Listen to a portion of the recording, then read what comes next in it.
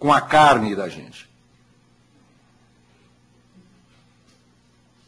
Eu estava dando uma aula de literatura e li para a minha classe um pequeno poema de um autor americano que eu amo muito, Robert Frost. E o poema é assim: os bosques são belos, sombrios, fundos, mas há muitas milhas a andar e muitas promessas a guardar antes de se poder dormir. Sim, antes de se poder dormir.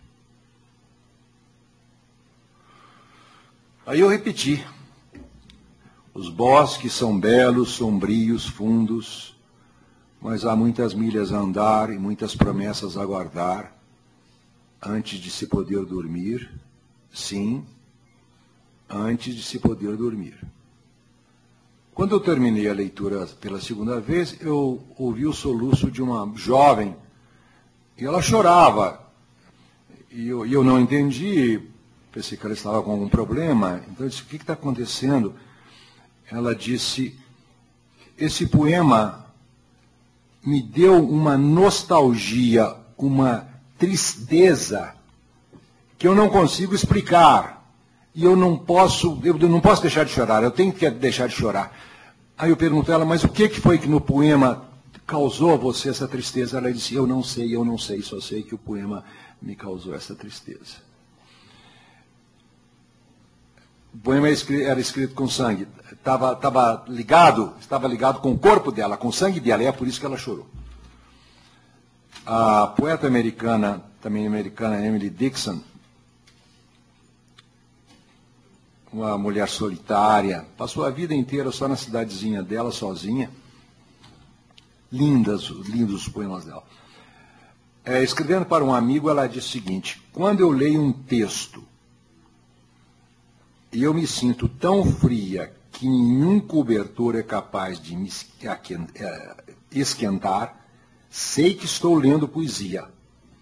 Quando leio o texto e tenho a sensação de que arrancar o topo da minha cabeça, sei que estou lendo poesia. Eu acho tão interessante essa afirmação da Emily Dickinson, porque ela não definiu poesia pelas propriedades formais, porque a poesia tem propriedades formais, tem ritmo, tem rima. Não, para ela, a palavra poética é aquela palavra que faz alguma coisa com o corpo da gente. Me torna frio, ou me torna quente, ou me arranca o topo da cabeça. A palavra poética é aquela palavra que faz amor com a gente, provoca transformações no corpo. E o interessante da poesia, e quando eu estou falando poesia, eu não estou falando só poesia de rima, de verso, de poema, porque eu nunca consegui escrever poemas, eu não sei escrever poemas. Eu faço uma prosa poética, é o meu jeito de fazer poesia. Mas o que acontece com essa prosa poética é exatamente que, de alguma maneira que eu não entendo, faz o seu trabalho no corpo das pessoas. E o interessante é que a força da poesia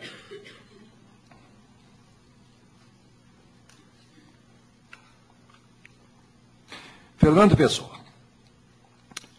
Pessoa tem um poema que ele escreveu para o poeta, para um poeta. Eu posso até imaginar que o poeta fosse ele.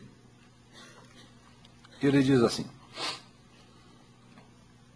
cessa o teu canto. Cessa, porque enquanto o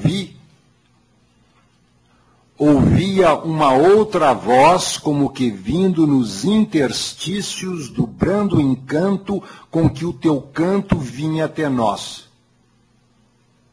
Ouvi-te e ouvia, juntas e diferentes a cantar. E a melodia que não havia, se bem me lembro, me faz chorar. eu tenho uma teoria esquisita, porque há uns homens, umas pessoas monstruosas, e eu fico pensando como explicar o nascimento dessas criaturas. Então a minha teoria é o seguinte, que os deuses de vez em quando se embebedam, e quando eles ficam bêbados, eles descem até a terra, fazem amor com as mulheres e nascem essas criaturas extraordinárias. Por exemplo, o Nelson Freire, aquele pianista que nasceu lá em Boa Esperança, que deu o primeiro concerto dele aos 4 anos de idade, o Guimarães Rosa, o Beethoven, o Mozart, né?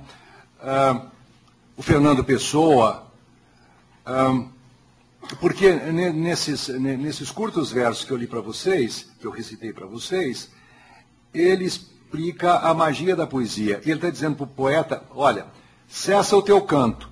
É como se ele dissesse para o poeta, o teu canto não é a coisa, cessa o teu canto, porque enquanto ouvi o teu canto, que você escreveu, ouvi uma outra voz.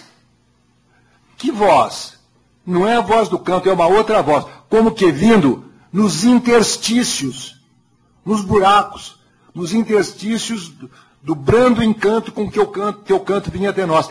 Então, existe o brando encanto da poesia, mas o poder da poesia não está nesse brando encanto da voz do poeta, mas está na outra voz que aparece nos intervalos e no silêncio do poeta. É como se cada poema fosse uma catedral gótica, a catedral gótica maravilhosa, com as suas paredes, as suas esculturas, os seus vitrais, mas o encanto da catedral gótica está precisamente no espaço vazio que está lá dentro. É naquele espaço vazio que a gente começa a ouvir coisas. E ele diz, ouvite, poeta, e ouvia a outra voz, juntas e diferentes a cantar. E agora? E a melodia que não havia. Como? Não havia? Se bem me lembro, me faz chorar. Que coisa curiosa, que o poder da poesia esteja no não ser, no não existente que acontece dentro dela. Aquele poeta francês, o Valéry, ele tem esse verso monumental.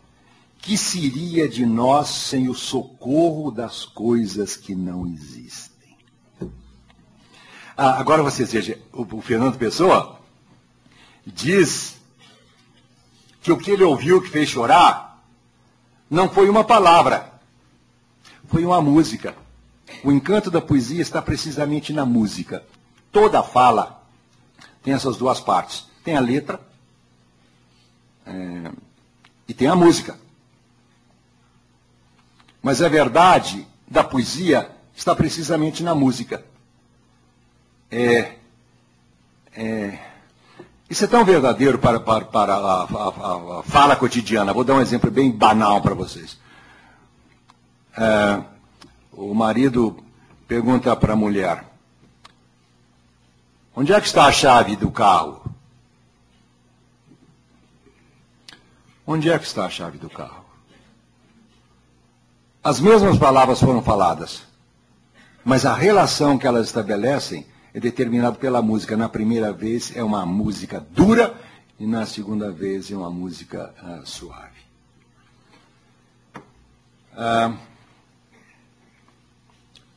A TV Globo, em tempos passados, tinha um anúncio muito interessante que era assim. Imagens sem palavras. Matas de pinheiros. Eu gosto de pinheiros. Se eu vejo pinheiro, eu já sinto o cheiro de pinheiro. Riachos cristalinos no meio dos pinheiros. A gente se imagina de pés descalços, mergulhados na água fria. Campos floridos, eu posso pensar que seria campo de capim-gordura. Capim-gordura está desaparecendo, está sendo destruído pela praga africana chamada braquiária, não sei se você sabe o que é isso. Capim-gordura tem um cheiro maravilhoso.